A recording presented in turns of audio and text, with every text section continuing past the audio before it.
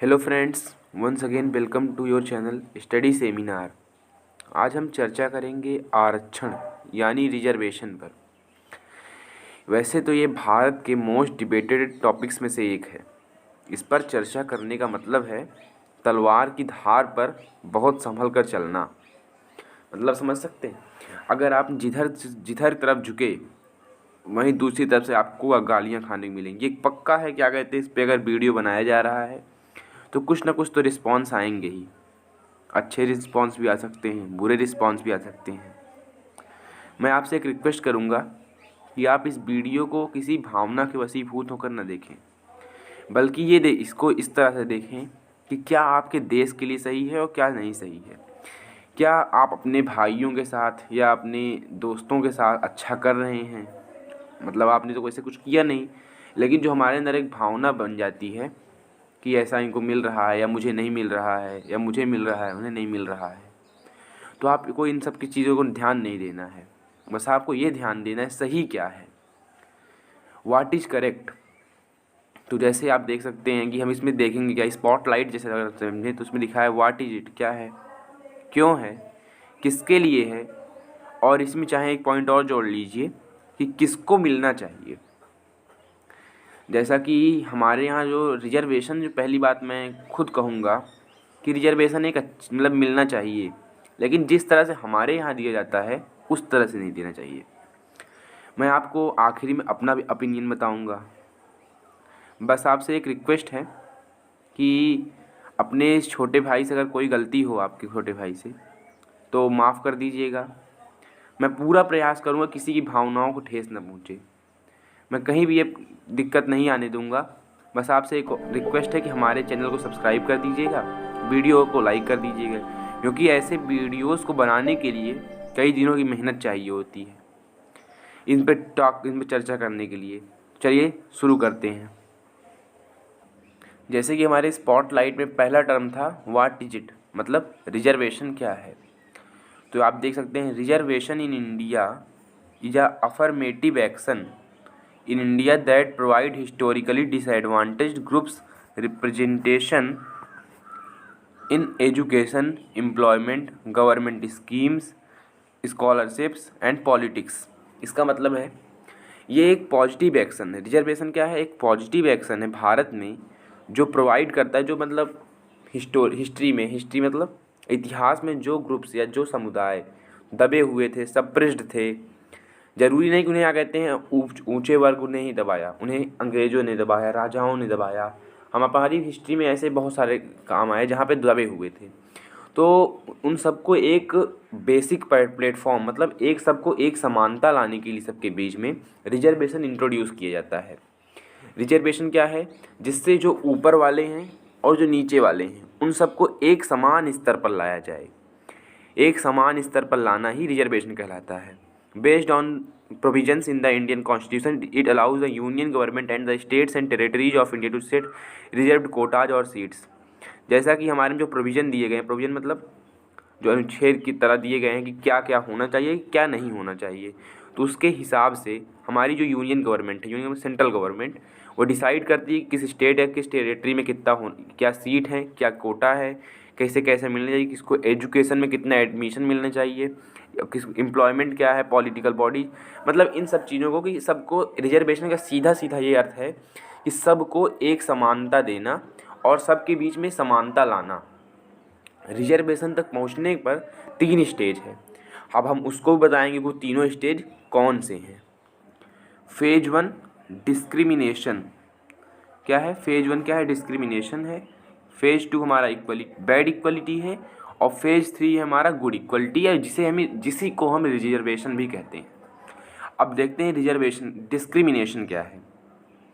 Discrimination मतलब होता है दुर्भावना, या मतलब किसी 2 आदमियों को बुरी तरह से ट्रीट करना। एक को आपने बहुत अच्छा बताया, एक को आपने बहुत अच्छा कुछ दिया और दूसरे को बहुत ख़राब दिया, बैड। और उसके बाद जब डिस्क्रिमिनेशन हटता है किसी देश से तो उसके बाद आ जाती है इक्वलिटी। और इक्वलिटी के भी 2 फेज हैं, good equality and bad equality. अभी हम इसके एग्जाम्पल्स समझाएंगे आपको, बस आप पहले समझ लीजिए क्या है ये दोनों, bad equality and good equality. और उसी गुड इक्वलिटी को जब किसी देश में आ जाती है उसे रिजर्वेशन कहते हैं। डिस्क्रिमिनेशन मतलब कैसे, जैसे मान लीजिए दो पर्सन्स थे, एक ए और दूसरा बी। ठीक, ए जो था उसकी फैमिली बहुत रिच थी, उसे शुरुआत से किसी चीज़ की कमी नहीं पड़ी, उसके माता पिता ने उसे हमेशा अच्छे स्कूल में भेजा, उसको हर तरह की सुविधाएं प्रोवाइड की गई, उसे बाईसाइकिल दी, फिर मोटरसाइकिल दी, फिर कार दिया गया, उसे कहीं कोई दिक्कत नहीं होने दिया गया। बी जो है गांव का रहने वाला बच्चा था, जिसको क्या कहते हैं, जिसने 5 तक पढ़ाई किया, उसके बाद फिर जान रहे हैं दिक्कत आने लगी तो उसने पढ़ाई छोड़ दिया, फिर उसने थोड़ा सा कुछ समझ के कुछ पैसे इकट्ठे करे, फिर पढ़ाई किया, और धीरे धीरे करते करते जो ए था वो मान लीजिए उसको जब एकदम प्रॉपर फैसिलिटी दी गई तो 18 से 20 साल की उम्र में मान लीजिए ग्रेजुएट हो गया, 20 साल की उम्र तक ग्रेजुएट हो गया। अब उसको अगर यूपीएससी मान लीजिए तैयारी करना है तो उसके पास एकदम अच्छे से प्रॉपर चांस है, 18 साल या 20 साल की उम्र में ग्रेजुएट, मान लो 18 साल की उम्र में वो ग्रेजुएट हो गया। उसने अपने पहले बीएससी के ईयर से बीए के ईयर से प्लानिंग कर ली कि मैं तैयारी करूँगा और पहले अटेम्प्ट में यूपीएससी क्वालिफाई कर जाऊँगा। तो उसके लिए इस करने अगर वो मेहनती होगा तो कर भी जाएगा। ठीक है, जो हमारा बी था जिसको शुरुआत से ही काफ़ी सारी दिक्कतों का सामना करना पड़ा, वो ग्रेजुएट कब हो रहा है, मान ली 25-26 साल की उम्र में, तो उसको कम से कम 2-3 साल और लगेंगे वो करने में, अगर वो मेहनती होगा तो क्या ये दोनों समान हैं। अगर हर बच्चा चाहता है कि वो पहले अटेम्प्ट में यूपीएससी क्वालिफाई कर ले, क्योंकि सबको पता है जो पहले में करेगा उसे जल्दी प्रमोशन मिलेंगे, ज़्यादा अच्छे रिस्पॉन्स मिलेंगे, हो सकता है सेक्रेटरी या कुछ सीएमओ पीएमओ बन के रिटायर हो, आखिरी सर्विस अपनी इस तरह दे। और जो 26 साल की उम्र में रहेगा वो अगर बहुत ज़्यादा जैसे बस आईएएस बन के या थोड़ा थोड़ा बढ़ के रह जाएगा। तो हमने देखा कि प्रॉपर फैसिलिटी दोनों को नहीं मिली, तो इसी को कहते हैं डिस्क्रिमिनेशन, मतलब भेदभाव, दोनों को एक तरह से नहीं दिया गया। अब बैड इक्वलिटी क्या है, रुकिए मैं इसको बैड इक्वलिटी को आपको एक एग्जाम्पल से समझाता हूँ। ये जो आपको दिख रहा है जो पहला वाला फिगर जिसमें आप देख रहे हैं बैड इक्वलिटी, क्योंकि अब डिस्क्रिमिनेशन खत्म हुआ किसी देश से तो वहाँ पे अब सेकंड फेज क्या आएगा, इक्वलिटी का फेज आता है। तो इक्वलिटी का फेज जैसे इस पर कई आर्ग्यूमेंट्स हैं कि जैसा हमें देना चाहिए वैसे उनको भी देना चाहिए, लोग कहते हैं ना, जैसे अभी आप देखिए यहाँ पे एक क्रिकेट मैच चल रहा है या कोई सा भी मैच चल रहा है, थोड़ा फोटो ब्लर है, सही से आ नहीं पाई, कोई सिस्टम में दिक्कत से, जाने दीजिए, ठीक है, समझने लायक है लेकिन अभी भी। तो इसमें 3 लोग हैं, एक थोड़ा बड़ा है जिसकी हाइट ज़्यादा है, दूसरा है जो थोड़ा उससे कम है, और तीसरा है जिसकी हाइट बहुत कम है। अब देखिए तीनों एक बॉक्स पर खड़े हैं, जिसकी हाइट सबसे ज़्यादा है वो भी उसी बॉक्स पे खड़ा है, जिसकी थोड़ा कम है उसकी वो भी, और जिसकी सबसे कम है वो भी उसी पे है। तो इस फिगर को देखने में क्या पता लग रहा है, हमें ये पता चल रहा है कि यही है इक्वलिटी, इसी फेज को जो कहते हैं बैड इक्वलिटी, मतलब इक्वलिटी सबको दी गई। अब इसको जैसे जो छोटा वाला है ये वहाँ तक नहीं पहुँच पा रहा है तो हमें क्या करना चाहिए, इसको एक और दे देना चाहिए, जिसको सबसे बड़ा वाला है इसका जो बॉक्स है अगर उसको हम दे देंगे, जैसे सेकंड फिगर में देख पा रहे हैं कि तीनों देख पा रहे हैं, अगर उसका बॉक्स हमने उसको दे दिया तो छोटा वाला भी देख ले रहा है, वो तो देख ही रहा था बीच वाला, और ये भाई साहब जिनके नीचे बॉक्स नहीं हटा भी दिया है तब भी ये देख रहे हैं। तो इसी को कहते हैं गुड इक्वलिटी। ये है बैड इक्वलिटी फिगर 1, ये फिगर 1 है बैड इक्वलिटी, और ये फिगर 2 हमारा गुड इक्वलिटी, या इसी कहते हैं रिजर्वेशन। तो इसी फिगर को जो है ना, ये रिजर्वेशन का पीरियड है। तो चलिए हम अपने फिगर में दोबारा जाते हैं, जिसे हम देख रहे थे phase 1 discrimination, phase 2 bad equality और फेज 2 गुड इक्वलिटी, या जिसे कहते हैं रिजर्वेशन। एक और चीज़ मैं आपको बताना चाहूँगा, जैसे जो इस टॉपिक पे जो विवाद होता है ना, उसका कारण क्या जानते हैं, जैसे मान लीजिए 2 पक्ष होते हैं रिजर्वेशन में, 2 पक्ष आमने सामने होते हैं। एक वो पक्ष है जिसको रिजर्वेशन दिया जाता है, जिसको रिजर्वेशन मिलता है, और दूसरा वो है जिसको नहीं मिलता है। तो दोनों की भावनाएं क्या हैं, जैसे मान लीजिए एक बच्चा पैदा हुआ, अब उसके ऊपर वो जिस सोसाइटी में होगा, जिसके कास्ट में होगा, उसको उसी हिसाब से डिवाइड किया जाएगा कि इसे रिजर्वेशन मिलना है या नहीं मिलना है। उसके ऊपर लिख के नहीं गया था, कि लिखा नहीं गया था, भगवान ने लिख के भेज दिया कि हाँ तुम्हें मिलना है नहीं मिलना है। अब देखिए क्या होता है, अगर वो ऐसी सोसाइटी में या ऐसे लोगों के यहाँ जन्मा जहाँ पे रिजर्वेशन जिनको नहीं मिल रहा है, तो उनको क्या लगेगा जानते हैं, उनको लगेगा, वो उसे बचपन से वो सिखाने लगेंगे कि बेटा ये इनको लोग को रिजर्वेशन मिलता है, इनसे तुम दूर रहना, ये तुम्हारे दुष्ट, ये मतलब तुम्हारे दुश्मन हैं, मतलब ऐसी ऐसी भावनाएं जब उसके मन में बचपन से डाली जाने लगेंगी तो जब वो बड़ा होगा ना तो वो अपने आप उनसे घृणा करने लगेगा। अगर मान लीजिए वही बच्चा उनके यहाँ पैदा हुआ होता जिनको रिजर्वेशन मिल रहा है तो उनको क्या लगता है जानते हो कि यही रिजर्वेशन जो है ये हमारा माई बाप है, अगर ये हमसे छीन लिया जाएगा तो हमारा सब कुछ ख़त्म हो जाएगा, हम कुछ नहीं रह जाएंगे। तो उस बच्चे के अंदर तब क्या भावना आएगी कि मुझे इसे बचाए रखना है, और जो लोग इस पे मुझसे डिबेट करेंगे वो लोग गलत हैं। भले आप उस बच्चे को कितना ही समझाने का प्रयास करें कि नहीं नहीं ऐसा नहीं है, ऐसा है, वो मानने को तैयार नहीं हो। दोनों पक्ष में यही है, जिसको जो सिखला दिया गया है क्योंकि उसको लगेगा कि जब मैं बचपन से ही सुनता हुआ आ रहा हूँ तब तो ये गलत नहीं हुआ, तो आज इन महाशय को चाहे दोनों ही समुदायों को कितने ही फैक्ट्स एंड फिगर्स के साथ अगर रखेंगे आप, वो मानने को कोई भी समुदाय तैयार नहीं होगा कि ये बात सही है या ये बात गलत है। ठीक, तो अब हम इसे एक और दो एग्जाम्पल समझते हैं। जैसे मान लीजिए एक फैमिली थी, ठीक, यहाँ से हम दो एग्जाम्पल लेंगे। एक फैमिली थी, ये एग्जाम्पल हमारा 1 है और ये एग्जाम्पल हमारा 2। एक फैमिली थी, उसमें 2 बच्चे जन्म लेते हैं, ए और बी, कोई दिक्कत नहीं।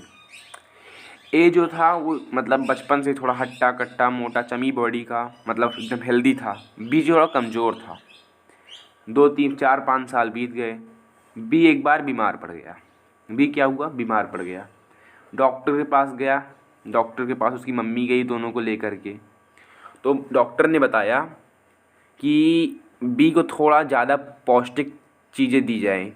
तो और जो फैमिली थी जो फैमिली थी उसकी लिमिटेशंस क्या थी, मान लीजिए कि वो केवल दोनों को एक एक ग्लास दूध ही अफोर्ड कर सकती है, मतलब ए को भी 1 ग्लास, बी को भी 1 ग्लास।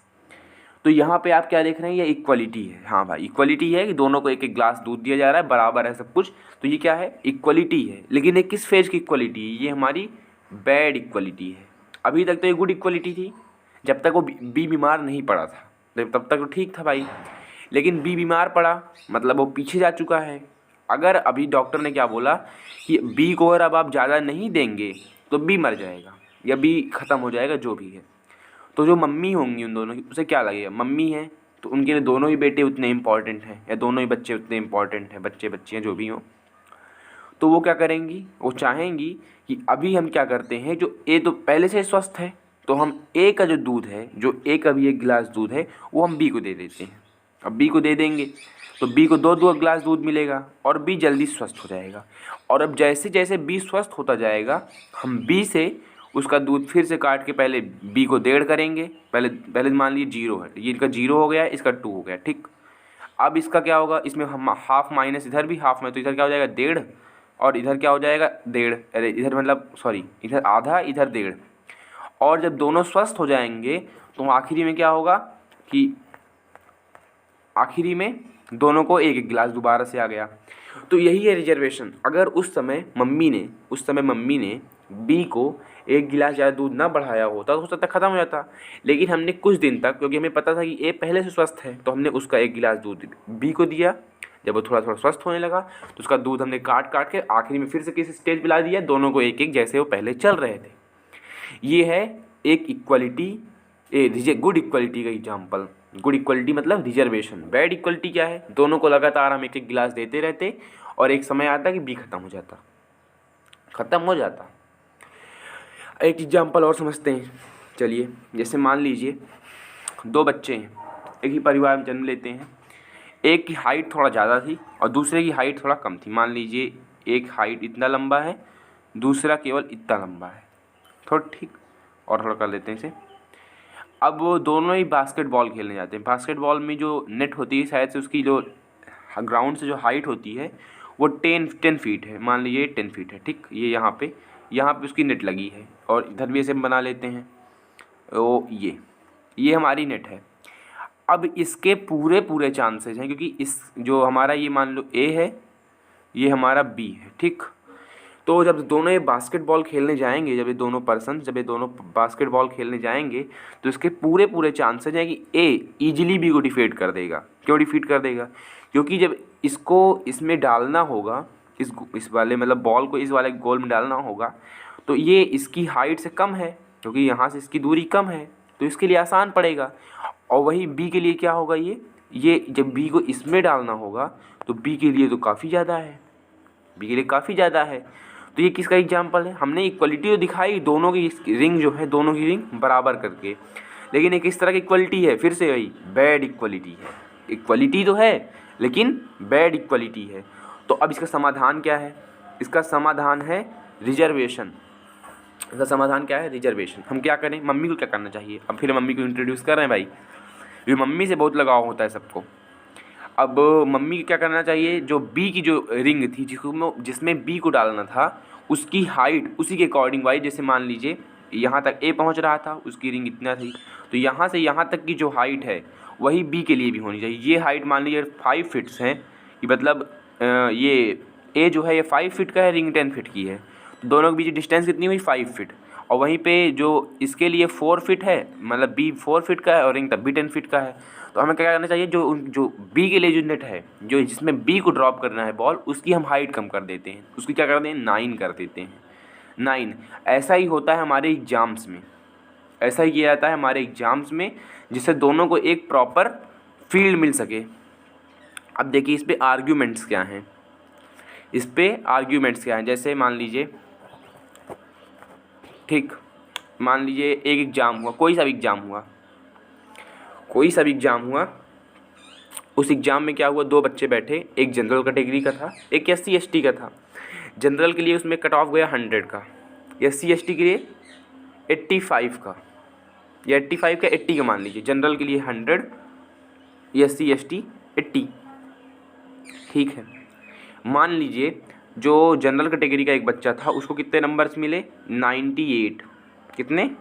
98। और इन भाई साहब को 83 नंबर्स, 84 मान लीजिए दिए मिले। और अब देखिए सिलेक्शन किसका होगा, क्योंकि जनरल का कट ऑफ ज़्यादा था, तो इस भाई का 2 नंबर से रुक गया और ये इसका सिलेक्शन नहीं हो पाएगा, ये ख़त्म। लेकिन इनका हो जाएगा, क्योंकि ये 84 पे थे, इनका हो जाएगा। अब ये बताइए कि दोनों पक्ष में से अगर वो दोनों में से कोई जॉब ज्वाइन करता तो कौन हमारे देश को ज़्यादा अच्छी प्रॉफिट दिला सकता था? ऑब्वियसली जिसको 98 नंबर्स मिले थे, क्योंकि उसके पास स्किल्स ज़्यादा थी, वो ज़्यादा अच्छा था पढ़ने में, मतलब उसके पास सब कुछ ज़्यादा अच्छा, तभी ज़्यादा नंबर पाया। 14 नंबर का फ़र्क, नॉर्मल फ़र्क तो होता नहीं है, ज़्यादा पाया। तो ऐसे भी डिबेट्स उठते हैं।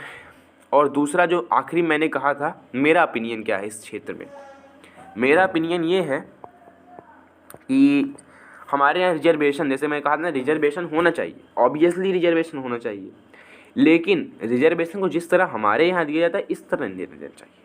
क्यों? हमारे यहाँ रिजर्वेशन दिया जाता है on the basis of caste के अकॉर्डिंग, लेकिन कास्ट के अकॉर्डिंग पर रिजर्वेशन नहीं मिलना चाहिए। मिलना किस पे चाहिए? जो रियलिटी में डिसएडवांटेज्ड हैं उनको मिलना चाहिए। कई बार ऐसा होता है कि कास्ट में भी कुछ बहुत अमीर हैं, कुछ ही होते हैं ऐसे, मतलब ज़्यादातर एग्जाम्पल्स इस तरह नहीं देखें। अगर ऐसा किया जाए तो हो सकता है जो हमारे यहाँ ये भेदभाव की भावना है ना, कि ये कई बार तो भेदभाव इसी पे आ जाता है कि बताओ लो, ये हमारे साथ पढ़ा लिखा, ये भी क्या कहते, भले ही SC ST है लेकिन हमारे साथ पढ़ा लिखा, क्योंकि किसी पापा अमीर थे, पढ़ा लिखा, और उसके बाद इसके लिए हमेशा कट ऑफ कम रहा, हमारे लिए कट ऑफ हमेशा ज़्यादा रहा, क्योंकि फैसिलिटी दोनों को एक बराबर दी गई, लेकिन फिर भी ऐसा ना।